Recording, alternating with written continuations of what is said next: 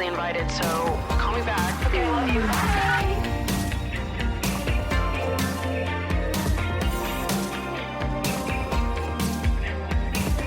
What's up, you guys, and welcome back to Emotionally Online, the show for spilling guts and sharing secrets, hosted by yours truly, the one and only Maddie Drosbeck. We are making our way towards the end of the year here, which means we are making our way towards the end of season 2 of the podcast, which feels crazy to me. I know that's how time works. It's been a year and a half of doing the show, and of the second calendar year that the show has been in existence, and that means I'm about to take my winter break. So I'm bringing this up at the beginning of the show to let all of you know that next week's episode will be my last episode of the year. I'm going to take a few weeks off to reset my brain, do some little, internal creative work, get a little dreamy, spend time with myself, with my family, with my friends. And then I'll see you guys in the new year. So you have me this week, and the next week you will have me and a very special guest, a sort of like a cherry on top episode for the end of the year, the end of season 2. Crazy Town USA, though, when I'm editing these episodes and I'm titling them and saving the files on my computer, when I'm writing the number of the episode, I'm like, that's crazy. This is episode 61. Like, how do we get here? That's 61 hours more, because we've had some episodes that are like 2+ hours. 61 more hours of me just, talking about God knows what. How fun is that? How fun and weird is that to do this as a job? Bizarre. Love it. Live for it. Thank you so much. Spotify Wrapped came out this past week, and my Spotify, I guess it was not surprising. I kind of expected this is going to happen this year, but my Spotify Wrapped this year was different than it had been any years before, and it's because this year my Spotify Wrapped did not include my 2 favorite artists, which I had a feeling was going to happen just because I knew what artists I was fixated on this year. So I was like, okay, these artists had albums come out that I was really fixated on, that I played a lot. They'll probably end up being my top artists. And my 2 all-time favorite artists haven't released new music recently. So I was like, naturally, I feel like they're going to get knocked out here. But it's never happened before. But this was the first year that Lady Gaga and the Wombats were not in my top artists of the year. Every year Lady Gaga is my number 1, and this year she wasn't. This year it was Miss Renee Rapp. So if you didn't know I was bisexual before, you do now, bitch. I was in Cambridge with the rest of y'all bitches, okay? But it was my number 1 was Renee Rapp. Number 2 was Olivia Rodrigo. Number 3 was Chappell Roan. 4 was Hemlock Springs, and 5 was Charlie XCX. Charlie's usually on my top 5. Renee, Olivia, Chappell, and Hemlock are like 4 new additions. They've never been my top artists before. Obviously, I love all 4 of them, and all 4 of them had new albums come out this year. So it does make sense, because these are the albums that came out this year that I was like obsessed with, fixated on. Renee Rapp's album is perfect. So is Olivia's. So is Chappell's. So is Hemlock Springs. These are 4 women that I just have been loving this year. So it makes sense. Even though there's a part of me that was like, oh my God, where the fuck is Lady Gaga? Because like at the end of the day, that's the woman I would die for.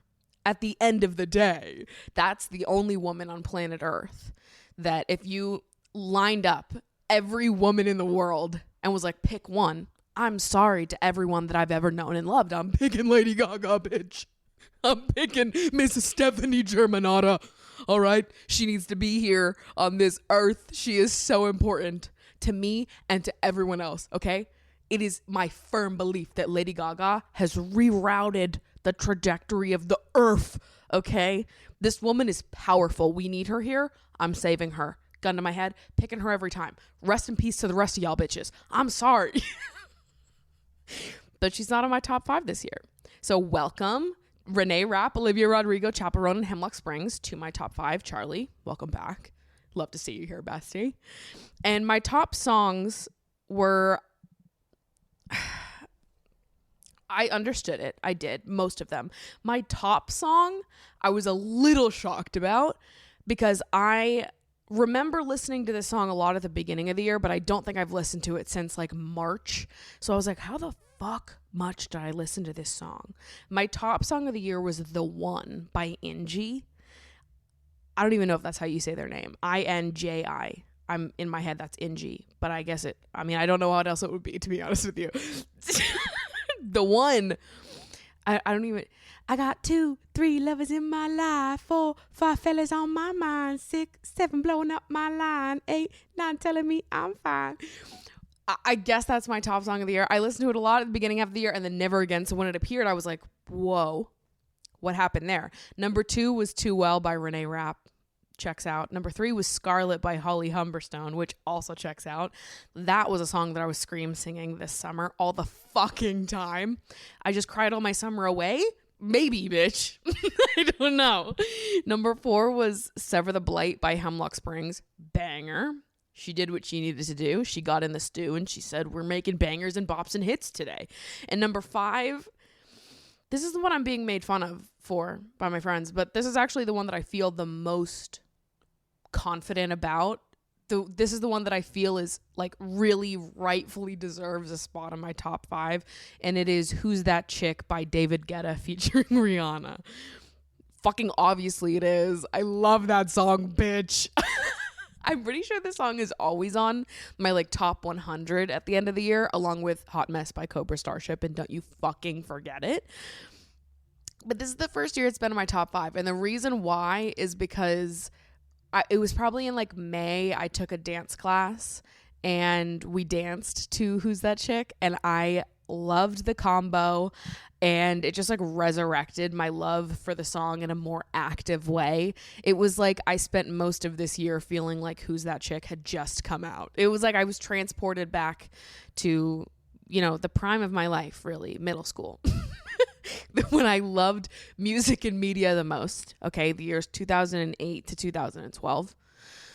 It hasn't been better since then, okay? I was living my best days and I didn't even fucking know it. So I was teleported back, and Who's That Chick, just regained importance to me in a way that none of you bitches understand, okay? And I don't expect you to understand greatness, but that's what was going on here, okay? Me and David Guetta, we were cooking stuff up this year. And that's how Who's That Chick ended up on my top songs list on Spotify. I'm dying for YouTube to do a end of year Wrapped though, which I know they do it for YouTube Music. I don't give a shit about that. Who uses YouTube Music? Oh, you do? Oh, so sad. I'm sorry. I don't give a fuck about YouTube Music Wrapped. I want YouTube Wrapped. Okay. And you can even say we're reinventing the rewind, and it's going to be called YouTube Rewind, and it's just Spotify Wrapped ripped for YouTube. I want to know how many hours I spent watching Among Us videos this year, bitch. Okay. Because I know it's a lot. Because something that you guys might not know about me is that I eat all of my meals while watching Among Us videos. And you can be a hater for that. And you can call me an 11-year-old boy. And maybe in some ways I am. Okay? All I know is that I am so entertained by that goddamn game. And those of you that are not Among Us heads have no idea, right? Because it's different than it was when the game first started. Now everybody, they have all these fucking additional I don't even know what you would call them, not expansion packs, but like add-ons that people have made where you get everybody in the lobby gets a role, so it's not just imposters and crewmates. Fuck you. I know you're laughing at me at home, and you suck that laugh right back up into your throat, bitch, because it's a good game, and I can't even play it because it can't work on Mac. And then you have to download this thing that makes like your computer mimic like it's a Windows thing, but then I can't download the fucking expansion pack thing. It's just a mess, right? I can't play the game. All I can do is watch. So I put in my hours watching Among Us videos, and I enjoy myself, and I have a good life, and I'm fulfilled, and I have my 10 streamers that I like watching, and they all play Among Us with each other. And I watch the same games from all of their perspectives, so I never run out of Among Us to watch, okay? I'm strategizing. I'm getting in there. I'm understanding the nitty-gritty of this game. So that way, when I do get my chance to play Among Us, I don't know where I'm going to find this group of people to play Among Us with.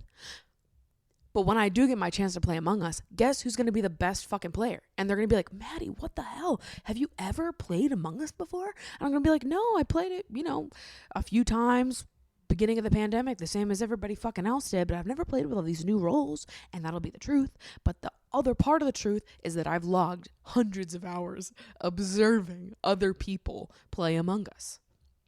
Among Us. And I actually fear to find out how many hours I've spent watching Among Us videos, because it's more than anybody wants to know that it is. Like, I feel like sometimes when I say things like this, people think I'm joking. I'm not joking. It's hours of Among Us content. I watch Among Us videos every day. And I love it, and I'm not going to stop. And you can't form an intervention for me because I won't have it. You're not going to take my Among Us videos away from me. Okay, can you guys hear that?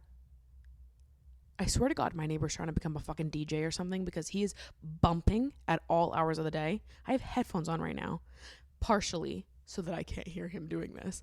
But I wonder if you guys can even hear the bass is shaking this whole fucking apartment right now. And you know what? Live your life. Live your best DJ dreams, bestie. But I'd like to put in some song requests, because I've heard a few techno remixes of songs that I didn't even realize anybody would want a techno remix of. One time I forget who I was sitting here with, but I was sitting here with one of my friends, and we had we were just listening, trying to identify which songs it was. I heard Thriller, and I was like, that's Thriller. And then it went from Thriller into what can only be described as a techno remix of somebody I used to know. I was like, who? What audience is this for? Who is listening to techno remixes of somebody I used to know? Maybe they are. Like, maybe they're not living a DJ fantasy, and this is just like they're working or vibing or doing whatever to this type of music. I guess that's somebody's bread and butter, somebody's something. I get that I don't have any room to make fun of anybody, because Who's That Chick is in my top 5, but that's a banger and a bop. Okay, I actually won't hear any criticism about it. Wild, though. I really feel like I'm at a rave. Anyways, back to what I was saying. YouTube Wrapped. I want them to give me a summary of how many hours I spent watching YouTube videos. Because here's the thing.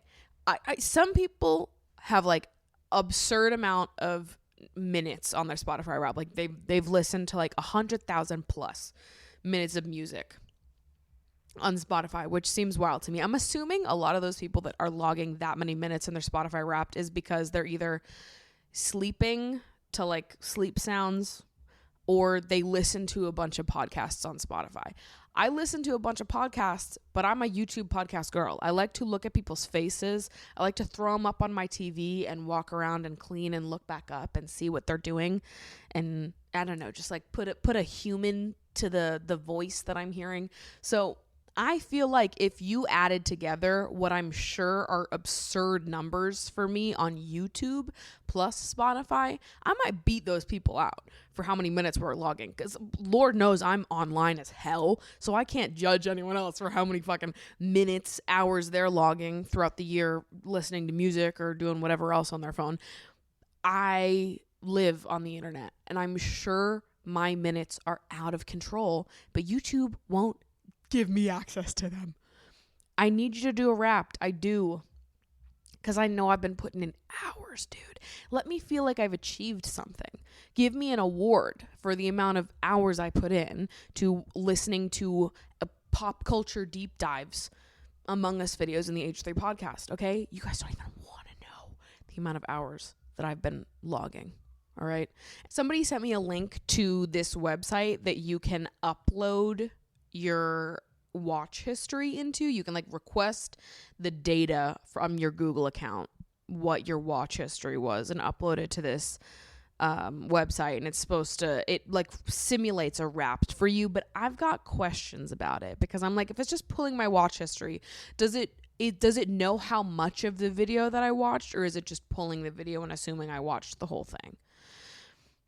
Anyways, I tried to do it, but I guess I pulled the data from the wrong account, because it said that I had only watched 3 YouTube channels in the year of 2023. And I was like, so that's for sure wrong.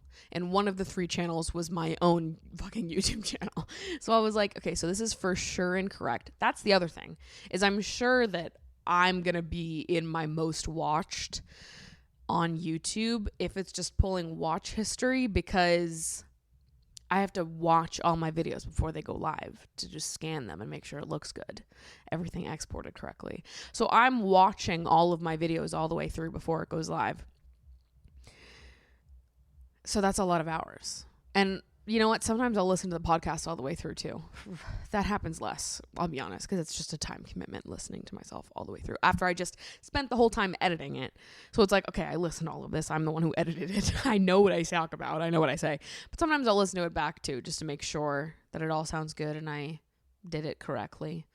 So anyways, that's a lot of hours that are being logged that are me. But it's like, that's not my watch habits. You're not learning anything about me as a listener, as a watcher, by including those stats in my stats. Like, that's my work. That's my job. Those are my own videos. Me watching them is not me like, oh, let me sit down and enjoy this video that I just fucking made. That's me just doing a double check to make sure it's good before it gets fucking published. So I don't know. YouTube, I feel like we should have gotten on this by now. When YouTube Rewind died, you should have just rebranded it as like an individual YouTube Rewind and sent us the stats that I know that you have, but now I have to fucking go into the back end, request these stats, and submit them to this random website. And I couldn't even do it correctly. I requested the wrong account. So I don't know. It's just too complicated. I know that it exists. I have the link. You don't need to send it to me. I know it exists and it's a thing, but I just want YouTube to do it in the same way that Spotify does. And it's just like a rollout. And it's like, here's how many minutes you spent watching fuck all on the internet. Truth would be revealed. And you know what? That's the stuff I'm more interested to hear about in other people. I think that we would learn more about someone from getting to deep dive in their YouTube history than we do listening to like their Spotify history. Like, do you feel like you know more about me knowing that I listen to a lot of Renee Rapp? Like, probably not, right? Like, so does every other bisexual bitch in Brooklyn, all right? We're all on the same page here. We all listen to a lot of Renee Rapp and Chappell Roan this year. What would really be revealing is if you got to really see the breakdown of the YouTube videos I'm watching, okay? And I'm just fascinated to see it. Like, I know who I'm probably watching the most, but also the subscriptions feed is basically an obsolete feature to me with YouTube at the minute because of how shorts have ruined it for me. I know that there's a plugin. I haven't installed it. I need to fucking install it. But also, I'm watching YouTube videos on my TV a lot, and so it doesn't help because the subscriptions feed when you're doing it on your TV is still flooded in shorts. So I never check my subscriptions box anymore because I can't filter shorts out. So it's like I'm not seeing anything I want to see anyways. So the videos I do end up watching are just the ones that get pushed to my recommended and to my homepage. So I'm interested to know how that's impacted my like watch habits over the last year, or like who my top YouTubers would be now that I'm not like seeking out anybody's content through my subscriptions box anymore, which is really a shame because there are a lot of creators that I really love and enjoy the content of and absolutely miss it and don't see it because I can't use my subscription box anymore because YouTube wants to push shorts and I won't have it. I'm not interested in it. I don't want shorts. If I wanted shorts, I would go on any other fucking app because that's all the YouTube shorts are anyways. They're just reposts from Instagram and TikTok. All of these short form videos they exist on all platforms. It's the same video that exists everywhere. I don't need to see it. I only want long form content on YouTube. Just stick to what you know. Stick to what you know. Stick to what you're good at. Stay in your own fucking lane. Nobody can do long form content like YouTube can. So just stick to it. Do shit for the long form girlies. And that's it. I don't want all of it. Anyways. Makes me so irritated. But you know what? I know that you guys are on the same page as me about that because in the back end on YouTube, it tells me what my audience is interested in and what you guys watch the most of. like the types of YouTube content, and it always says like viewers of your channel don't really engage with shorts that much. And I'm like, period. That's right, they fucking don't. I don't either. So thank God you people don't want me to do shorts, because that would be such a waste. Such a waste. As the weeks go on here, I'm seeing more and more saltburn slander, and it's actually pissing me off. Like, genuinely, it's making me mad. It still feels like overwhelmingly positive on my timelines, and like the reviews of the film on Letterboxd. I want to say it has like a 3.8 average, which I would average it higher, but 3.8 average is good. And I feel like on my timelines, people are living, laughing, and loving for it. They're eating it up, right? This is a horny bisexual fantasy. This is bisexual freak shit, okay? And I follow a lot of bisexual freaks, so of course the bisexual freak community loves this shit, because why wouldn't you? But I genuinely, the people that dislike this movie, like, it actually is making me mad when people don't like it, because it makes me be like, God, you just don't get it, don't you? It like resurrects the way that I felt. This is an extreme comparison, but it's the same root feeling. And what I'll say is, what I'm feeling right now is very reminiscent to what I felt being a Lady Gaga fan in the years 2009 and 2010.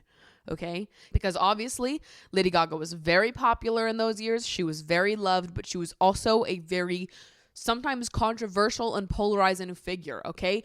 Having to be in the 7th and 8th grade, going to school and defending, using your every last fighting breath to defend the meat dress, okay? You don't understand what it was like.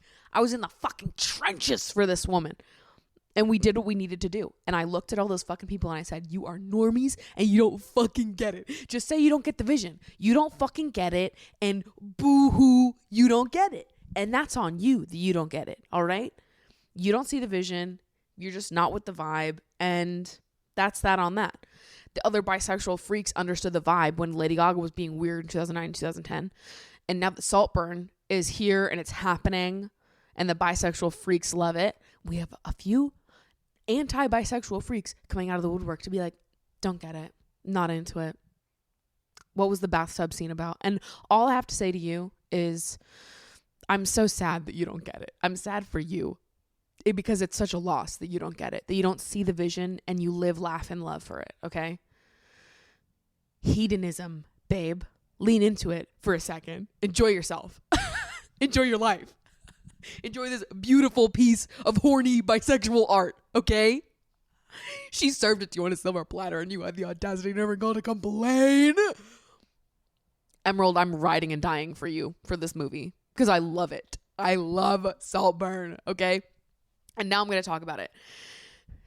Have held myself back from talking about it because I understand that it's recent and people don't want me to spoil it for them. But I went and saw Saltburn one of the first days that it was out in New York City with my friend Jordan. And there were 2 scenes in the movie that got like such a visceral audience reaction that made me be like, okay, a census needs to be taken in this fucking theater right now, because what are you guys on about? Number 1, the bathtub scene. If you don't know and you don't care about me spoiling it, basically there is a scene in which Oliver, one of our main characters, watches Felix masturbating in a bathtub through the crack of a door. And then Felix gets up out of the bathtub, leaves, and when he leaves and the bathtub is draining, Oliver walks in, steps into the bathtub, and drinks the bath water as it's draining. His cum bath water. He sucks it out of the drain. And it's beautiful and gorgeous, and I loved every second of it. And I lived and I laughed and I loved. And I felt seen in that moment. Because you know what? Freak bitches understand. People in that movie theater were like, oh, what the hell? Oh! Like, they were like, my eyes. And I was like, come on, guys. You've never in your life looked at someone and thought, I would drink their bathwater. Okay, then fuck you. Then fuck you. You don't fucking get it. because I got it. I fully understood. And I would have done the same thing. If I saw Jacob Elordi with an eyebrow piercing, I am not above that. I am not better than him. Okay? I saw it. I saw the vision. We had that reaction from that scene. Shortly after that scene, there is a scene where, and I get that some people think this line is corny, but I don't give a shit. I don't care. I like it. And it was hot to me. All right. I did think about it a little bit afterwards. But Oliver is sitting outside with Felix's sister, and they're getting a little flirty, and he goes to eat her out, and she's like, oh, I'm on my period. It's not the right time of the month. And he was like, good thing I'm a vampire. And then he goes down on her.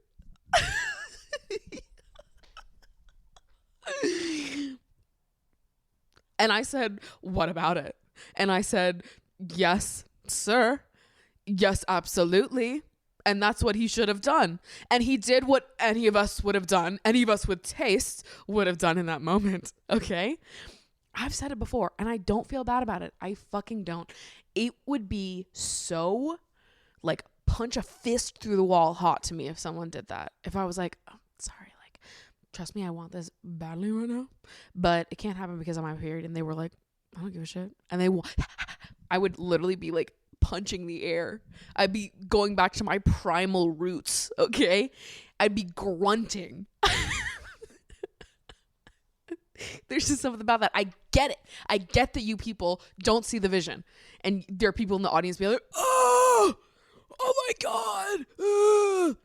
And then after the screaming and the horror had washed over these anti-freaks that were in the theater, somebody in the back was like, yeah. And I was like, and that's what I was thinking. And I was here like, maybe we should start a round of applause. Should we start doing the wave? Like, let's get this man an award for the community service he's just done on the big screen for all of us. I guess, you know what? And I should have expected this. I should have expected that freak shit isn't going to be for everyone. But freak shit is for me. Okay, it is. This movie was made for Maddie Drosbach, Madison Lynn, baby. This movie, Emerald, she was sat up in there writing up this script, directing this, and she was in her brain. This like question mark audience that she was building this movie for, it was me. Okay, I am the target demographic for this movie. Freak bisexual shit. Yeah, baby. Sign me up. And Rosamund Pike. I'm hyperventilating. So good. But the fact that so many people in that theater had like a visceral negative reaction to those scenes, I was like, you guys just don't get it. And it does bring me back to being an early stage Lady Gaga fan, having to explain every choice that she made, being like, it's not gross, it's cool. That's how I feel with Saltburn. It's not gross. It's fucking cool. And more of you should consider adopting these behaviors. And since this really is the bisexual episode, let's not stop there, okay? Let's not fucking stop there. Let's get into the meat and potatoes of this episode, because I want to talk about Billie Eilish and some of the conversation around her sexuality that has existed for a while now. For years, Billie Eilish has been accused of queer baiting, which I think is ridiculous. I don't think that queer baiting is something that like living individual people can do. I also don't think that somebody's sexuality is information that anybody is owed, whether you are a regular everyday person or a celebrity. I don't believe that any of us are owed that information to each other. And I just think accusing like a real person of queer baiting is ridiculous and harmful, and it forces people to come out because they're being harassed and berated by people telling them that they are pretending to be queer or like appealing to queer culture without officially like coming out, so they're baiting their queer fans. It doesn't hold up. Queer baiting is not a word that was intended to be used outside of the context of like marketing tactics, TV shows and movies that try to play to and appeal to queer audiences without doing any of the labor to include or actually support these communities.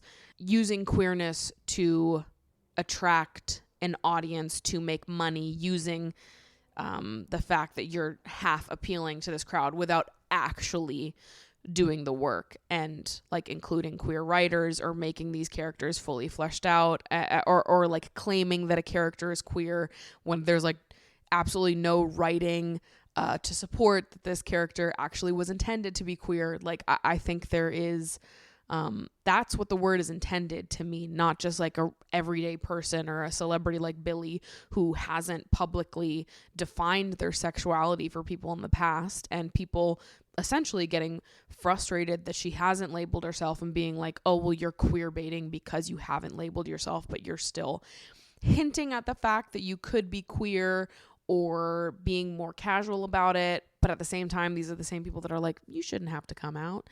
So it's like, it's just so backwards and it's really fucked up. And I, like everyone else, have seen these accusations over the years. She's not the only one. A lot of other celebrities have been forced to come out because of queer baiting accusations. So this week, Billie was on a red carpet and she was being interviewed by Variety. And they asked her about how in the past she had said that she was scared of, intimidated by women, felt like women didn't like her. And they asked, like, had that changed? Does she feel any different now? And Billie was like, oh, I'm for sure still scared of women, but they're just so pretty, or something like that. And the interviewer was immediately like, her response to that was to say, did you mean to say that? Did you just accidentally come out? And Billie was like, no, I didn't realize I had to come out. It felt a little obvious. No, I felt like people knew. And she was put in kind of a strange position. And when I saw this interview clip, I really empathized a lot with Billie and this woman, because I didn't really love the interviewer's reaction here either. It honestly, it's kind of very connected to why I haven't wanted to talk about my sexuality on the internet in the past, and why I really haven't talked about it much up until now. I think that I have done what Billie has done a lot over the last few years, where I'll say something or casually drop something in there that lets people know that I am queer and that I do like women and that that's a part of me, but without making it a bigger deal, because it doesn't need to be a bigger deal than that. And so I'll drop it in and I'll say it, and if people want to hear what I said, then they can. And if they want to just brush over it or, ignore what I said, then they can do that too. And there's been a couple instances where I've dropped a little, just a side comment like this, and people have like freaked out in my comments and DMs. And I understand why people do, because especially if you feel like you can relate to me on some level, and then learning this new fact about me, it just makes you feel more connected. And so you have like an excited reaction. I get that. And that's not what I am criticizing here, but there's definitely sometimes, and this is few and far between, but there's some people that are like, they demand more clarity there, and they get frustrated when you don't label yourself and put yourself in a more like well-defined box for them to understand. And I have always been so confused, like observing celebrities get hit with so much rage for not coming out, and or for coming out as bi. Because to me, it almost feels like people treat it like there's no difference. Like you say nothing and you don't define your sexuality at all, and you just allude to the fact that you're queer, or you do come out and you label yourself as bisexual, and you're still sort of hit with biphobia in a way that makes you feel like, well, maybe it would have been better if I just fucking didn't say anything. And I think observing how other people were treated in defining their sexualities really just fueled my own resistance to letting the internet in on this part of my life. I grew up a Gaga stan. I feel like I observed many times her be basically accused of faking her bisexuality every time she would date someone new publicly, and that someone was a man, these accusations would be brought up. She wasn't allowed to like fully be seen as like a queer person, at least in the eyes of the general public. And also do you remember that one video? This stuck with me, but there's like that one video of someone at like a pride parade, and they get asked about Lady Gaga, and they're like, she's not even queer. And Lady Gaga is fully bisexual, but it's like, because people see her in relationships with men, it's like she's not allowed to be queer. She's not allowed to appear bisexual because she's not bisexual enough to you. And so I feel like I spent, my young life admiring someone like her and really looking up to her and feeling like we had this thing in common. I related to her in this way, and observing the ways in which she was minimized and, criticized for claiming that label. So in the same way that I'm watching people be criticized for not coming out and for just hinting at their sexualities, I'm also watching people come out and be criticized for using a label and told that they are not queer enough, not bisexual enough. So I feel like when I was in like middle and high school, I was still very like questioning all of it. It wasn't until I was in college, 18, 19, that I started like using the term bisexual to identify myself to like my friends and talking to people in my life about my sexuality. I've been on dating apps for men and women the entire time I've been on dating apps, since I was 18. My own journey with my sexuality has been very, I don't know, it's been like an undercurrent throughout my life, this like thought that was just in the back of my brain. And I think luckily for me, it never really had to be a big deal, because I have been lucky enough to grow up around family and community where there are a lot of queer people in my life, and always have been.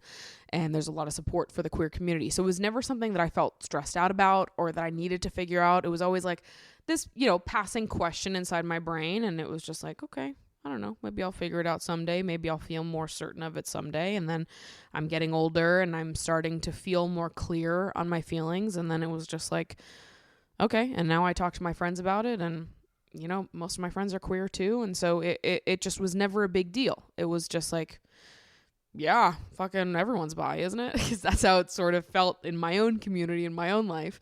And so it's never been a huge deal to me in my personal life. It was the bringing it to the internet part that I was so resistant to, because it's not a big deal in my day-to-day life, and my friends aren't going to hold me to the standard of being the world's perfect bisexual and being the perfect 50-50 bisexual, which other bisexual people know doesn't exist and isn't real. But when you go to the internet and when you're presenting this like vulnerable part of yourself to an audience, you're opening yourself up to criticisms that honestly I didn't know that I could handle, that I didn't want to read, that I was like, I know I'm going to fail you. I know that I am not your picture perfect bisexual person. I know that my sexuality sometimes feels a little muddled and confusing. I don't really love any labels in general, really. And I think that's why I think more recently in life, I've leaned more towards just like labeling myself as queer rather than bisexual. I think bisexual probably feels the most, I don't know. Labels are for other people. They're not for me. I'm putting this label on myself so that you can better understand me, but it's not for me, right? Because I don't need to understand myself in a way that I need to put myself into a box. I know how I feel. I know that who I'm attracted to is just who I'm attracted to, and it is not really based upon anything other than the connection I have with that person. And I know that, and I don't need really a label to understand that. But if other people need a label to understand that, that's sure. You can call me bisexual, you can call me pansexual, call me queer. I don't really care, because it's not that important to me when it comes to understanding myself or my immediate community understanding me. My friends don't need to put me in a box in order to understand me. My family doesn't need to put me in a box in order to understand me. I can just be me. I can just be Maddie, and I can explore and indulge and question my sexuality all I want, and no one's gonna be like, decide now, put yourself in a box now. What do you mean you just like who you like? Fucking define it for me, make it clearer. Like, I I don't need to do that with people in my life the way that I've seen people on the internet demand that from people when they hint at their sexuality or outright come out. So even though within my personal life, my sexuality has been a very open topic of conversation for years, it's not something that I've ever really shared on the internet. And I'm not saying this is the start of me sharing it, by the way. I don't know that I will ever want to fully indulge all parts of my sexuality on the internet because I just don't know that I feel comfortable letting myself be picked apart in that way. I don't know. It's something I'm navigating and figuring out as I go. It's just like the thought of even like addressing it in a more direct way and talking about it. And then from this point forward, having the expectations change for what people expect me to share. And like now having to like really fit into the mold of the perfect bisexual in the eyes of these people. That's been overwhelming to me because I will fail. I'm telling you right now, I will fail. I am not the perfect bisexual, and I actually don't want to be. I actually don't give a fuck what you want me to be or what would be more comfortable, easier for you to understand me. I am who I am, and like it is what it is. And it's not something that you can just like so easily put me in a box and I'm just not gonna fit in it. It's not gonna work that way. And in my head, when I was in college and I was going on dates with women for the first time, I was always like, maybe when I have my first queer sexual experience, I will feel comfortable talking about it. Because there was also a side of me inside my brain that was like, well, I can't talk about my bisexuality because if I do, then people are going to be like, okay, well, prove it. And at that point in time, I had only ever, throughout my middle and high school years, I had 0 sexual experiences. And then I was hooking up with men for most of college, and I didn't have a queer sexual experience until after I had graduated college. And obviously, I don't hold the belief that somebody's sexual experiences define or inform their sexuality in a way that they can't articulate to you before those sexual experiences happen. I am bisexual whether or not I have had a queer sexual experience. I know that, but that is how people treat bisexual people, where they're like, okay, clearly you like men, but do you really like women, or are you just saying that? Like, prove it. The first follow-up question being like, okay, but have you had sex with a woman? And I feel like anticipating that response made me not want to say anything, because it's like, okay, if I'm going to need to prove my bisexuality to these people, then I don't need to include these people. Like, it's not important for me to tell the whole world what my sexuality is. If it's just my inner circle, the people closest to me that know this about me, then that's fine with me. And I don't need it to be like a big, large, huge thing. But I was riddled with worries for how people were going to react or what standards I was going to be held to. And I think when I was in college, I always thought that feeling would change when I had my first queer sexual experience. And I would be like, okay, well, now I can talk about it. And then I had my first queer sexual experience, and it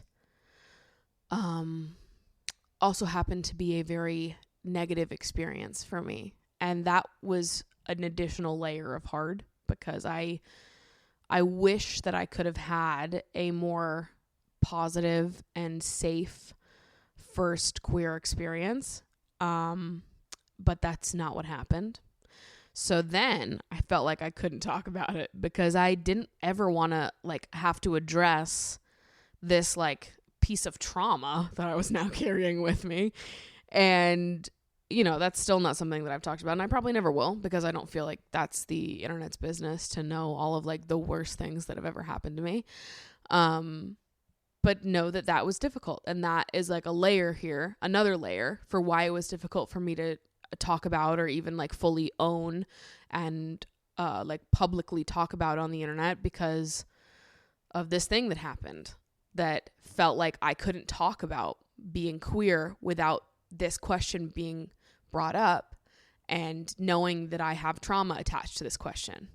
So if people are going to ask me about my queer sexual experiences and need to have that proof in order to see me as bisexual, and they're going to bring this up every single time I allude to my sexuality or talk about it, then I'm just not going to talk about it, because I don't want my trauma to be brought up. every single time I try to talk about my sexuality online. So that's another layer of it that made me be like, I don't want to talk about this. The first time that I did talk about my sexuality online, because every time I talk about this, people are like, Maddie's bi? Which is funny to me because I do feel like I've alluded to it or said it briefly enough times now. But, you know, I get that not everyone sees everything. But the first time I ever talked about it was like two years ago, I think. I'll pull it up. But it was in a book review that I posted on my Instagram story.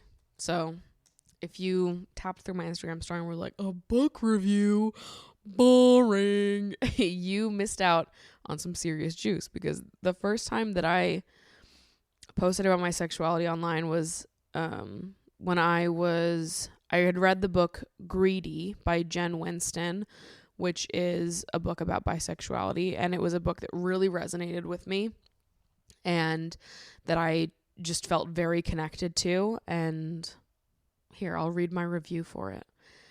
Loved this one. Read it all in a day because I couldn't get enough of it. It captured so many feelings that feel true to my own experience. The indecisiveness, the confusion, the clinging on to how easy it feels to indulge in my interest in men and ignoring the other, more fluid parts of my sexuality.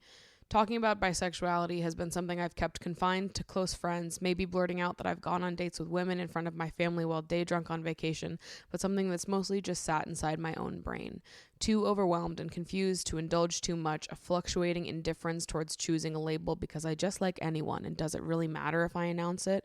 Reading comments and DMs from people exclaiming they wished I was bi, a part of me screaming, but I am, and the other part telling myself to be quiet and not respond. All the while, I'm left with a lingering feeling that I'm too femme to be perceived as bi by anyone who might be interested, and with enough interest in men to distract myself and avoid thinking about it altogether. I loved this book because it captured so much of my own experience in a way that made the confusion and overwhelm feel like an okay feeling to just sit in. For someone who loves to talk about sex on the internet, I really haven't talked much about my sexuality, and I don't know if I'll ever really want to. It's complicated and confusing and overwhelming, and I guess that's as bisexual as it gets. Such an impactful book, definitely recommend. It's actually interesting to read back now because that's definitely how I felt at the time. It's not completely how I feel now, which is awesome. I think that actually feels really good to be able to read and know that I've become more comfortable with my sexuality in the last 2 years. That's actually really great. Obviously, I know that, but there's something about like hearing my words that I wrote 2 years ago repeated back to me that are resonating with me right now. But I felt like I couldn't even talk about the like more confusing parts of my sexuality, the overwhelming parts, the indecisiveness. I felt like all of that was like not pretty enough to talk about on the internet, or if I did talk about it, people would be like, oh, so you're faking it, so you're lying. And it felt like there was no room to be like a confused bisexual, to be someone who was like, well, I feel this way, but you're going to ask me for proof that I don't have, or proof that I don't want to talk about if you talked to, you know, older Maddie. And, you know, this wasn't a part of myself that I was born understanding. This wasn't something that I thought about my whole young life. It was a passing thought that I sometimes engaged with, and it didn't really become a more central part of my life until I was older, until I was in college. And by then I had indulged in so much social media content, witnessed so many other people come out as bi on the internet, and felt panicked seeing the responses that they got and seeing how badly people on the internet want you to be the perfect bisexual. And then there came all these worries inside my own brain that was like, well, okay, so let's say I do just like let it rip and let everyone like really know where I stand, let everyone fully into this part of my life. Then comes the analysis that I don't want to deal with. If I talk about a potential future partner, I'm talking about this like imagined future, and I use male pronouns when I'm talking about this fake imagined potential future. If people get mad at me for doing that. If people start taking stats on how much I talk about men versus women on the podcast or in my videos, how many dates I go on with men versus women. The idea of people analyzing me and picking me apart to make sure that I am the perfect bisexual to them and that they can put me in a box that they understand, that they feel the most comfortable with, knowing that I'm probably going to fail them, makes me not want to say anything at all. And you know what? I love indulging in conversation about this with other queer people and other bisexual people, because it's like this pressure to be a type of bisexual that literally doesn't exist, that just, it gets me fired up. And I know that other queer people, other bisexual people do not expect you to be like 50-50. You date 50% men and 50% women, and we're making sure these stats are equal, baby. Justice. Like no other bisexual person on planet Earth is sitting there analyzing themselves, making sure that they are clean even, and or even that their attraction is clean even. Like that doesn't exist. But I think that people want to view bisexuality as like a 50-50 sort of thing, and it's just, I'm not gonna fit into that box. I know I'm not. I'm gonna fail you, and then you're gonna yell at me. And I don't know if this is a topic that I can take that about. I don't know if it is. And even as I'm saying this, I don't know that it is. There's a part of me that still feels like, do I even really want to talk about this? And obviously I have so much to say, and I wouldn't be posting this if I didn't feel certain that I felt comfortable talking about it at this time. So please don't worry about me. But I don't know that I'll ever feel like completely ready to fully let everyone in. So don't take this as me being like, and now we're just going to talk about bisexuality willy-nilly on this thing, because I don't know if we will. But this pressure and how you're being perceived and having to live up to people's expectations for bisexuality, and if you don't, you're going to get yelled at queer baiting or yelled at for taking up space that isn't yours. And I just don't have the energy to fight with people about that I don't know. When everyone in my life knows this about me, I'm actively interested in and open to dating both men and women. I don't really give a fuck if this random person on the internet is like, but you're not bisexual enough for me. And it's like, okay, you and I aren't dating. You're not a part of my inner circle. Like, I don't need to appeal to what would make you the most comfortable with my sexuality. I'm sorry if my sexuality is not as clean cut as you want it to be. I'm sorry. But I am who I am, and you're not a part of my life, and you don't know me, and you'll never date me. So I guess it really doesn't fucking matter, does it? And I find it really strange that for years people were like, oh, I can't wait to see the day where people won't have to come out anymore. And then you have a massive celebrity like Billie that is basically trying to do that. She's trying to just be like casual about the fact that she's queer, but you have people responding to her being like, is this you coming out? Which is fucking annoying, because it's like, no, like why do you always make it into this huge fucking thing when it doesn't have to be and it shouldn't be? And I was trying to not make it a huge thing because it's fucking uncomfortable, like how invested these strangers are in other people's sexuality. Like, why the fuck? Just let the girl live, god damn it. And I completely get it, the just wanting to slip into conversation casually that you're attracted to women, that you identify within the queer community. That's what I've been doing. Clearly, I fucking get it, because I've wanted people to know that I'm queer. I've wanted to like affirm to the online queer community, the queer, people that watch this show. I've wanted to affirm that, like, hey, bestie, me too. But I've also been like, God, how awful to say that and be more direct about it, and then be held to all these arbitrary standards of being the perfect queer, knowing that I'm going to fail you and that I don't fit the bill of the perfect queer. And I will use the term bisexual if it makes people more comfortable, and that's the box that people want to put me in, but I don't necessarily use a label for myself. Also, the other side of this, it feels so minimizing as a bisexual person when people tell you to just date women. And I think this is a reaction that I've had online quite a bit. I don't know if people know that I'm bi or not. Maybe they do, maybe they don't. But I think sometimes when I've shared like my frustrations in dating or some reflections that I've had in dating, not even necessarily frustrations, just like sharing that I went on a date with someone and it didn't work and we're not on the same pages communication wise. They're just not up to par. Emotional intelligence was not where I needed it to be. And I was not even necessarily frustrated with that, just expressing that this is what it is. These are the facts of the situation. And the amount of responses that I've gotten from people telling me that I should just be dating women, and they're announcing it like they're reinventing the fucking wheel. Like, God, you're just so silly, Maddie. You really want a man that's emotionally aware and gentle and nice to you? Like, get real. You want a woman. That man doesn't even exist. Men don't behave like that. And it feels like very belittling and like condescending when people say things like that. And I know that it's probably not the intention, but impact and intention are two different things. And those comments, I read shit like that and my reaction is like, number one, I do date women. Two, I don't believe in babying men and acting like they're incapable of emotional depth, because I feel like that's part of the fucking issue. There are plenty of men that are capable of emotional depth and having deeply fulfilling, loving partnerships with me in the way that I desire, the same way there are plenty of women that are. And number three, I can like both.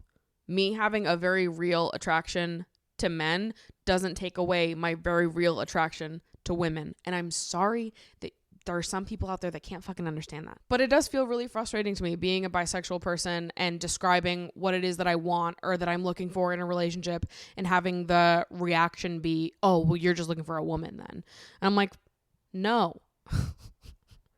Me wanting an emotionally intelligent, gentle, kind, loving, supportive partner does not mean, oh, you don't actually like men, you just like women and you're covering it up and you're saying this and you just get real, Maddie. Get serious. You just want to date a woman. And it's like, maybe I'm open to both, but don't frame it like that. Like I'm some big dumbass that just like, oh, you don't actually like men. You just like women. The type of partner you're describing isn't a man. Like it might be, and it might not be. And I'd be cool with either fucking option, but don't try to put me in a box that is easier for you to understand. That's the part that pisses me off. So, anyways, witnessing all this Billie Eilish stuff just got me thinking and reflecting and rustled up some of my own frustrations in being a overwhelmed bisexual with messy feelings, just feeling like I am not ever gonna fit into the internet's perfect box for what I should be. So then I say nothing, but also wanting to acknowledge my queer self, but also wanting to acknowledge my queer self because I want to connect with my queer community online. And I feel like a lot of you already know this about me, and it wasn't a surprise that I'm queer. But for those of you that didn't know, yeah, I'm glad that now you do know. And I'm glad that it doesn't have to be a big fucking deal. Please. So anyways, I know that some people are probably going to listen to this episode and be like, damn, look up overthinking in the dictionary and you'll see this bitch. And to that I say, absolutely, you're right. But it's not like it comes from nowhere, right? I feel like my fear of people trying to make me into the perfect bisexual and being mad at me when I'm not, it doesn't come from nowhere. It comes because I've witnessed it happen to other people. But I hope that there is someone out there that relates, that understands, that maybe has felt the same kind of overwhelming confusion and pressure to put yourself in a box that you don't really feel like you fit into, pressure to define yourself, to come to some grand conclusion about who you are when you're not even really sure if the grand conclusion exists. You just like who you like and you date who you date, and it's not deeper than that. You're not analyzing yourself and running the stats. You're just open. You're just fluid. That's probably more confusing for other people than it is for you and I. Because to me, I feel like I was more confused trying to fit how I felt into how I thought other people wanted me to feel. But when I'm sitting with just myself and my friends, and I'm allowed and encouraged even to exist in this more fluid in-between space of like, yeah, I kind of like whoever. And I don't really need to define myself so clearly in order to feel connected to my sexuality. And I'm very lucky to have a large community of other queer people in my life that feel very similarly. I feel like it's the Bushwick bisexuals, baby. I definitely feel lucky to be in a community where it is just like, yeah, we all feel this way. It's just not a big deal at all. Because it's allowed me to have a much more open-minded and accepting relationship with myself, moving through these more confusing feelings when I have felt overwhelmed or like I didn't fully understand how I felt or how to communicate that. And then, learning that I could just sit where I was and that I didn't need to change how I felt or clean it up, make it a more palatable and presentable version of, my sexuality when it could just exist and I could feel the way that I feel and I didn't need to change any of it. It just feels better. So anyways, I know I've said a lot of words and I don't know if it was the most clear. Maybe I was all over the place, but maybe that's the point. Maybe this was more for me than it was for any of you. So with that, this really was a love letter to every bisexual who wants too much out there. Definitely go read that book, Greedy by Jen Winston. Every bisexual should read that book. You will feel seen and loved by it. And it was wonderful, especially when at the time that I read it at, it was just the best thing to me. Anyways, thanks for hanging out with me. I'm going to go play Toontown as God intended, because that's what I do when I need to shut down my brain. I watch Among Us videos and play Toontown like an 11-year-old boy. And that is what it is for me, okay? Don't try to put me in a box. Thanks for letting me create this space where I can show up as I am. As messy and imperfect as it may be, I am just a girl at a sleepover, okay? And I appreciate that you guys are here and that you're listening and that you're letting me be heard. And that's that. I love you guys so much. Thank you so much for listening, and I will see you next week. Okay, it's your turn. Truth or dare?